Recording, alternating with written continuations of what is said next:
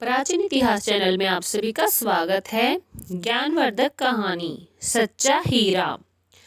सायंकाल का समय था। सभी पक्षी अपने अपने घोंसले में जा रहे थे। तभी गांव की 4 औरतें कुएं पर पानी भरने आई और अपना अपना मटका भरकर बतियाने बैठ गई।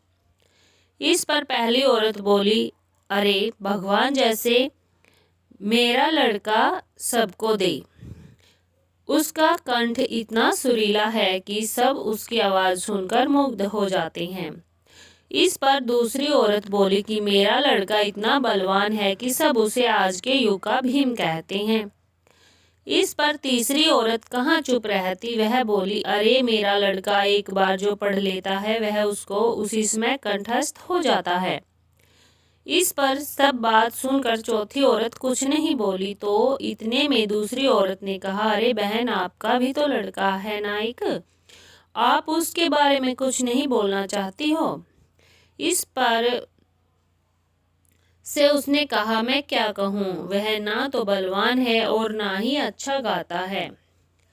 यह सुनकर चारों स्त्रियों ने मटके उठाए और अपने गांव की ओर चल दी।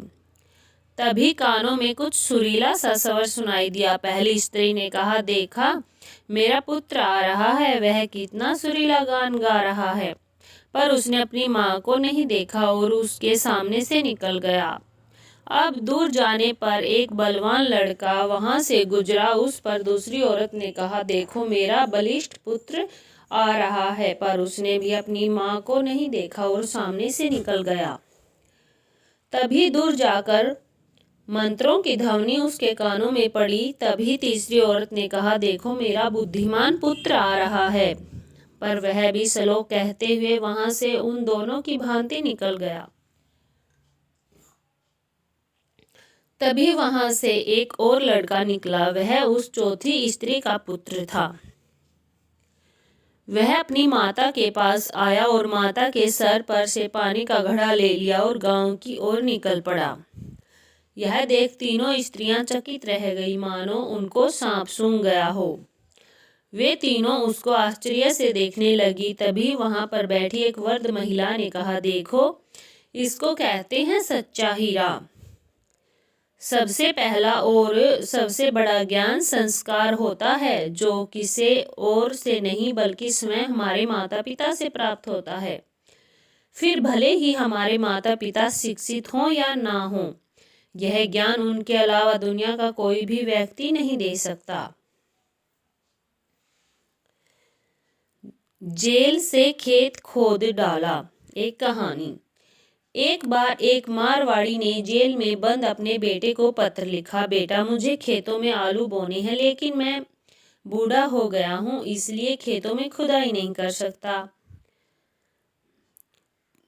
कर पा रहा हूँ। काश कि तू यहाँ होता तो मैं मिलकर आलू बो देते। अब मुझे अकेले ही पूरा खेत खोदना पड़ेगा। बेटे ने वापस पत्र लिखा, बापू तू तो पागल हो गया है क्या?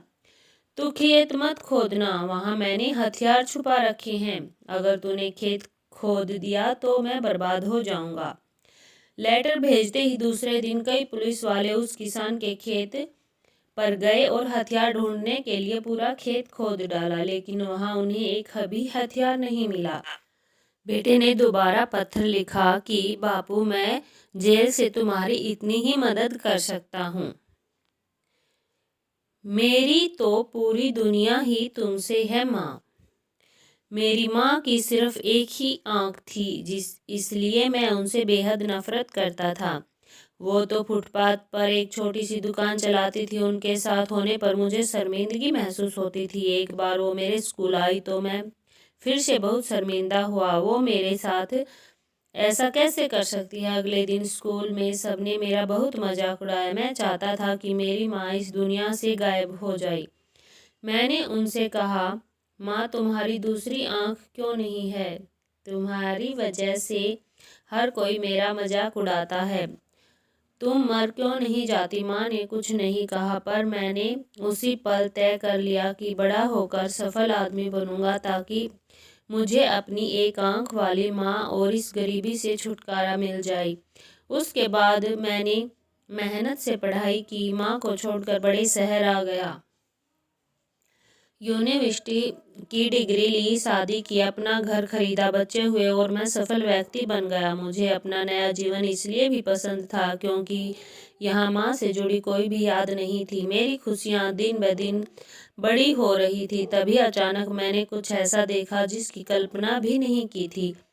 सामने मेरी माँ खड़ी थी, आज भी अपनी एक आंख के साथ। मुझे लगा कि मेरी पूरी दुनिया फिर से बिखर गई। मैंने उनसे पूछा, आप कौन हो? मैं आपको नहीं जानता। यहाँ आने की हिम्मत कैसे हुई? तुरंत मेरे घर से निकल जाओ। और माँ ने जवाब दिया, माफ़ करना, लगता है मैं गलत पते पर आ गई हूँ। वो चली गई और मैं यह सोचकर खुश हो गया कि उन्होंने मुझे नहीं पहचाना।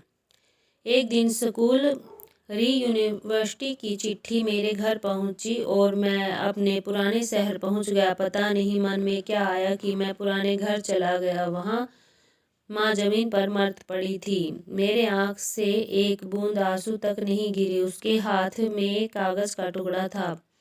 वो मेरे नाम उनकी पहली और आखिरी चिट्ठी थी। उन्होंने लिखा था, मेरे बेटे, मुझे लगता है मैंने अपनी जिंदगी जी ली। मैं अब तुम्हारे घर कभी नहीं आऊंगी, पर क्या यह आशा करना कि तुम कभी कभार मुझसे मिलने आ जाओ गलत है। मुझे तुम्हारी बहुत याद आती है। मुझे माफ़ करना कि मेरी एक आंख की वजह से तुम्हें पूरी ज़िंदगी शर्मिंदगी झेलनी पड़ी। जब तुम छोटे थे तो एक दुर्घटना में तुम्हारी एक आंख चली गई थी। एक माँ के रूप में मैं यह नहीं देख सकती थी तुम एक आंख के साथ बड़े हो, इसलिए मैंने अपनी एक आंख तुम्हें दी। मुझे यह बात का गर्व था कि मेरा बेटा मेरी उस आंख की मदद से पूरी दुनिया के नए आयाम देख पा रहा है। मेरी तो पूरी दुनिया ही तुमसे है। चिट्ठी पढ़कर मेरी दुनिया बिखर गई और मैं उसके लिए पहली बार रोया जिसने अपनी ज़िंदगी मेरे नाम कर दी, मेरी माँ। ऐसी अच्छी अच्छी कहानियों के लिए हमारे चैनल को लाइक, शेयर और सब्सक्राइब जरूर करें। धन्यवाद।